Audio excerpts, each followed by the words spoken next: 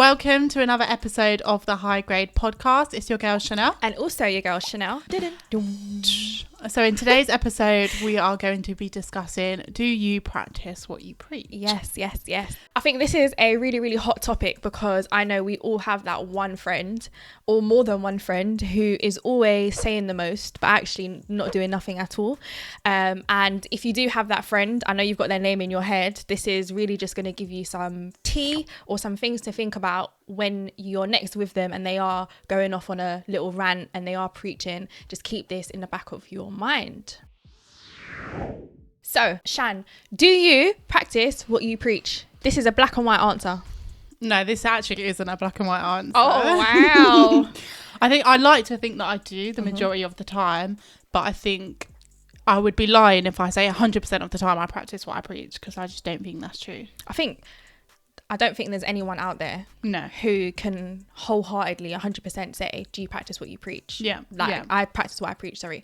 I can honestly say that I don't. Like, I do the most sometimes. I talk a good game and I say all of the right things, but actually, do I exercise all of those things that I say in my life? No.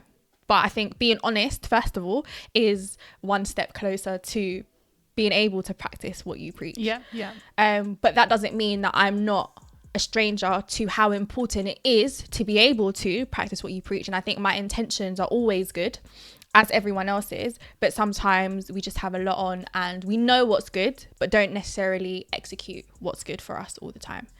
And I think to be able to be successful, your beliefs need to mirror your actions, because otherwise people around you will watch you and they will listen to you, but actually you're almost like a walking contradiction. If you say one thing and you completely contradict yourself by doing another, that can really damage your integrity and your sort of reputation as an individual. A really strong quote that I came across was something by Paul Wellstone, and he says, "Never separate the life you live from the words that you speak."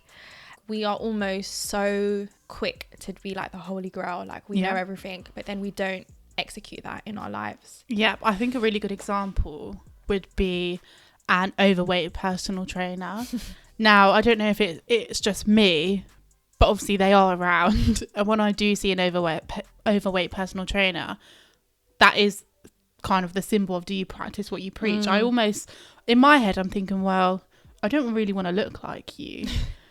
Is that rude? Sending shots. Well, no, but you're not practicing what you preach. I don't trust you. Instantly, maybe wrongly, lose trust in that person 100%. Because if they are not practicing what they are saying, it's almost like, do they really know? Yeah. I feel the same almost, because I know that when I go to get my eyebrows done, if my ladies' eyebrows are looking janky as hell, I'm like, nah. You ain't touching mine, mate. Next time, I'll just come back another day. But it's true. Like, I think talking is great, but it's the action that drives us forward. And I think if you want people to listen to you and if you want people to believe what you're saying, you have to practice exactly what it is that you're saying, because you can't expect someone to trust what you say or believe in what you're doing if you're not actually doing it yourself. And I think it's so easy to say what you're doing rather than to actually do what you say you're doing, if that makes sense. Yeah. And the whole idea is that people actually preach 99% of the time and only practice 1% of the time. Let's say you've got a friend and your friend is coming to you for advice about how to be productive, for example. And I'm all about productivity and workflow. I love it. And then you say to them, you should do X, Y, Z, you should set this up. You introduce them to loads of different concepts, but then actually you're not practicing it yourself. What value are you giving them? You're just giving them stuff that they could essentially find on the internet. So you doing it, you're not coming from a place of, I've done it and this is how great it's been for me, that's why I'm recommending it to you. You're just saying it because you know it's good. You haven't necessarily tried it to its full potential. You're just kind of talking about how you do it when actually you don't do it. And can you really give genuine help if you haven't done it? So for example, if we use productivity as an example, you might say to someone, look, these are the best productivity hacks ever. They're going to make you do more work in an hour than you have done in a day. But what happens when that same person comes to you like, Shin, I've tried what you said, but I'm having this problem. If you've not actually done it, how can you you help? Then you're a bit of a fraud, basically. Really. I think that's a good point. When you mention fraud, it makes us almost like a hypocrite, where we say something but then we don't actually practice it ourselves. And I think a part of that is because we may hold people around us to a higher standard to which we hold ourselves. So we expect people around us to be on 10, and so we advise them and give them advice and we preach so that they can be on 10. But actually, does that mean because we're not doing the things that we preach that we hold ourselves to a lesser standard? I genuinely believe that people hold other people in a higher standard per se, because doing it yourself is a lot scarier. Someone else can do it, they can trial it out, see if it works, and if it's successful, then you think, okay, I'll do it. I think it's the risk of being scared of failure. So you hold yourself, you're staying in your comfort zone because that's how you feel, but someone else going out of their comfort zone doesn't affect you, whereas when you're in your bubble, if that makes sense. So do you think then people preach stuff that they know is good for them but might be scared to try it, so they preach it to their friends hoping that their friends will try it, and then if they see that it's a good or not so good outcome, then they'll know how to proceed forward? I think partly yes. I think not knowing how to approach it. So someone, you know something, but everyone knows something that they're not doing. Now that could be whether you don't know how to approach it, that could be because it's out of your comfort zone and you don't want to do it, or just simply not having enough discipline to execute what you're saying. Now I think a really good example where I'm sure everyone has done this is giving your friend relationship advice. Now I actually hate them ones. I hate them ones. I hate them ones. Your friend comes to you with a relationship problem that they have, and all of a sudden we turn into this relationship guru. But then some friends are giving you advice and they're not even in a relationship. Exactly. But where are they getting this information from, or what gives them their pedestal, if you like, to be able to give that advice out when they've never been in the situation? That's when it's black and white. Or they're giving you the relationship advice, but their own relationship does not mirror the advice that they're giving you. But again, is it because they know what's good? You know what's right and what's wrong. You know what's good for you, what's bad for you, what you should be doing and what you're not doing. But it's very, very easy to know that, and I think it's a whole other issue actually implementing it. I think that's a really great example actually. But is it because people just want to feel like they're experts, feel like they know what they're talking about, they always know the right thing to say? And particularly in relationships, okay, cool, my relationship is not great, like no, my relationship is great, but from the let's start again. My relationship is great.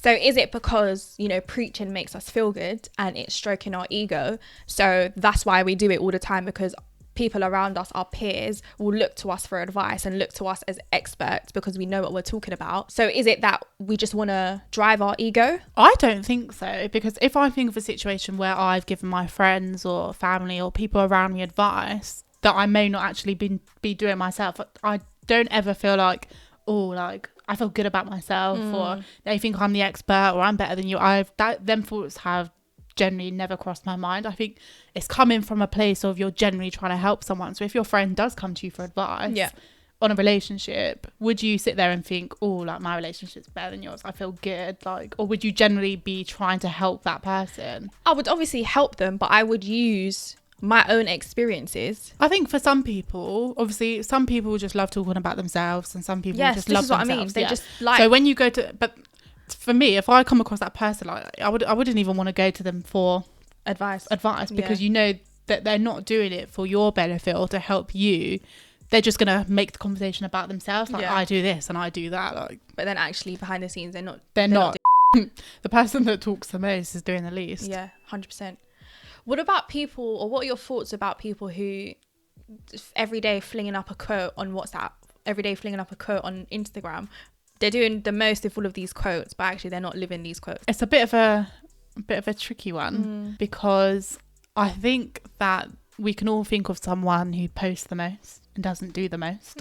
I actually myself, if I see something that I can relate to, I follow a lot of female entrepreneur pages. So when I see something about, I don't know, so an example might be, I want to be the type of woman that gets up every day and does what she loves. I will repost that. I think that a lot of people just post things to make them feel good. or to follow the trend. I think that's quite common now, that a lot of people repost things Hold on. You just said people will post things to make themselves feel good. So some people will post things to make them feel good. So then my point about the whole ego thing is probably true then, because people will talk about... No, but I didn't say the ego thing wasn't true. I said from my point of view, I've never been in a situation where I've given advice and I've done it to boost my ego. I think it's more common than we think. Because I think where we will come from a place of, good faith when we're giving advice or we're, talking to our friends or whatever and giving them tips or whatever, we might not preach it. No, we might not practice it ourselves, but we're coming from a good place. But then I think more often than not, when people do give advice, it's almost like the conversation changes and it's more focused on them. And I think it's true because they want to make themselves feel good. They might not want to come across as the expert, but they want to make themselves feel good because it's like they know what they're talking about. Yeah.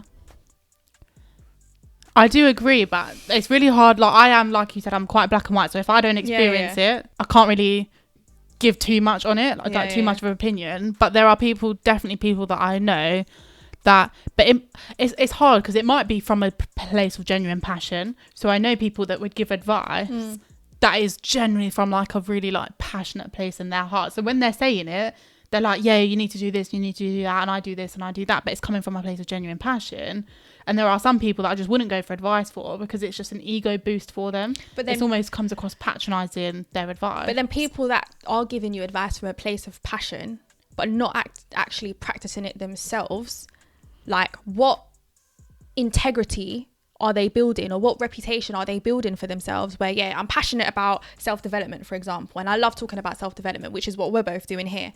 I'm definitely passionate about self-development. I'm a lover of it. I'm all for it. But if I'm not practicing a majority of the things that we're talking about, how can I sit here and have people watch this and say, oh yeah, that she's giving me the gems and I'm not taking these gems on in my own life? But is it because I'm talking about this stuff because I want people to watch it and comment, and then I'll be like, oh yeah, like I feel good? I think it happens more often than we think. Yeah, I think you're probably right, but I think it's like it's hard because I think some people generally give advice and it is genuine advice, but for some reason they're not practicing it because of a limiting belief that they have of themselves. But then that begs the question, why be superficial to the outer world, but then actually in your own inner world, in your inner self, that's not what you're doing? It's a question of, is giving advice and saying that you do something different. I could give you advice to say... I think it's different, but one in the same, because your advice stems from your beliefs, right? Yeah. And your beliefs are ingrained in you. It's part of your values. It's part of your inner character. Yeah. And so your beliefs and your values is what drives your behavior, right? Yeah. So I think they're different, but they come from the same place. Like I said, I think I do believe in you have to practice what you preach, but it still comes down to the same thing, that it's your own, there's something inside of you, whatever it may be, not you personally, but there's something inside of you that is not doing what you're supposed to be doing because you don't know how, because it's outside of your comfort zone, because you haven't plucked up the courage, or you don't have the self-discipline. I think you can know good from bad and what you should and shouldn't be doing. Some people don't practice it, and then it just begs the question, are you a hypocrite? Well, probably, yeah. Yeah, you are. You just lose trust. You just lose a bit of integrity and trust. But then is everyone who doesn't practice what they preach a hypocrite? Well, no, because like we said at the beginning, you can't, like, you'd be a liar if you said you practice what you preach 100% of the time, because there are things you could practice healthy eating, that how important healthy eating is, and there will be a day you're not perfect. You're not going to eat healthy or nutritious 365 days. Like, this is where black and white, grey, my brain don't work like that. Okay, so Shan, it's been quite a hot topic of discussion. Yeah. And I think in a case where you love black and white, oh, this has thrown me off, mate. This is probably not a black and white issue, but I think we just want to bring awareness to the fact that it's so easy to talk a good game but then not actually practice this good game. And so if you're that person who is always coming with those gems amongst your friends and you always know the right thing to say, but actually when you look at yourself, you're not necessarily practicing that, I think you really need to kind of take a step back from preaching and actually just execute exactly what it is that you're preaching, and obviously there's no time like the present, so just kind of like get shit done basically. So if we're rounding this off, Shan, what would be your last tip, word of advice for those who are listening or viewing? I think that it is really important to practice what we preach, but don't be too hard on ourselves. Don't think that we have to for me to give advice on healthy eating, for example, that we have to eat healthy 365 days of the year, 24/7. I think that you should generally live by and wholeheartedly believe what you say. Otherwise, it does beg the question, are you a bit of a hypocrite, or do you actually believe what you're saying, or do you know that it's just good and that's why you're saying it? So I think definitely practice what you preach, but don't be too hard on yourself. Yeah, I feel you. Or don't judge too quickly. Yeah. So Shannel, what are your last thoughts for the viewers that answers the question, should you practice what you preach? I think, again, just stemming off from what you said about not being too hard on yourself, I think it's very easy for us to be too hard on ourselves. I think us as human beings, it's in our nature to be very self-critical of ourselves, more so than we are of other people. But I think if you think, oh shit, like, am I a fraud because I don't practice what I preach? I think the answer to that is no, because you're preaching what is inside of you. So your internal values, your beliefs, your attitude. So you morally believe what you're saying because it's coming from a place of inner, what am I trying to say? It's coming from inside of you. Yeah. Right? But you just haven't got the practice element down to a T yet. So you're doing the preaching and you're preaching from a good place because it's inside of you, but you haven't done the practice yet. So does it mean you're a fraud? I wouldn't say a fraud. Does it mean you're a hypocrite? I mean, it's hard because I don't practice what I preach. So does that mean I'm a hypocrite? Probably, yeah, it does mean I'm a hypocrite. But then it's like, does come to the question, like you said, what you morally, if you practice one thing and you're doing the complete opposite, you're a hypocrite.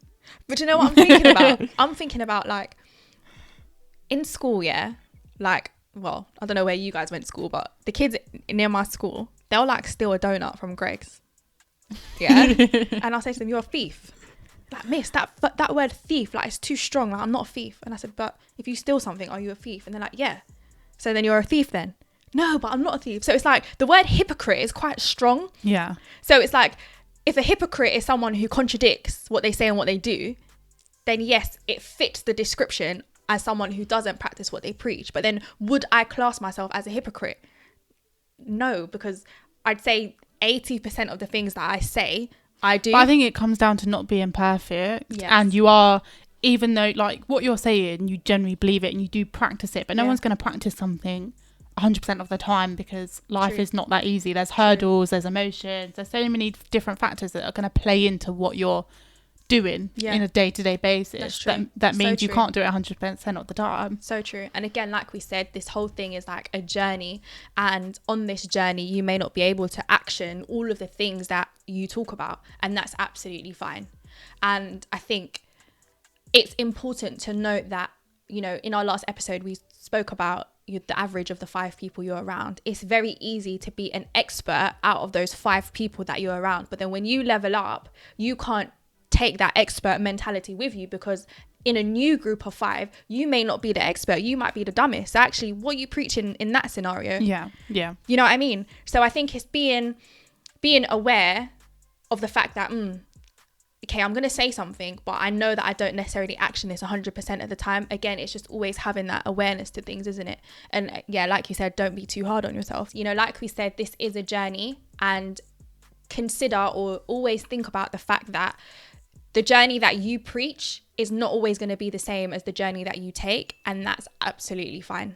That's okay. And so don't be too hard on yourself, and, you know, just be confident in the fact that you've come from a good place. Your morals, your values and attitudes are dictating what you say and should dictate what you do. So the end moral is just do it. That's it. I like it. Short and sweet. Yeah. So guys, if you enjoyed the episode, rate and review us on podcasts, subscribe to our YouTube channel, follow us on Instagram at The High Grade Podcast, and follow our Instagrams, Shannel __ and Shannel B_. Also, if you have any thoughts, I would love to know everyone's opinions. Yes. And what they think. And actually, if you disagree with us, I'm very open to hearing what people say. We need to get guests on the podcast as well. So we're really, really keen to get people on the show to add a bit of flavour and add a different touch onto the podcast. So wait. I don't know, man. No. Do you know what you just did? You went, we just want to add a bit of No, I did that. When I edit this,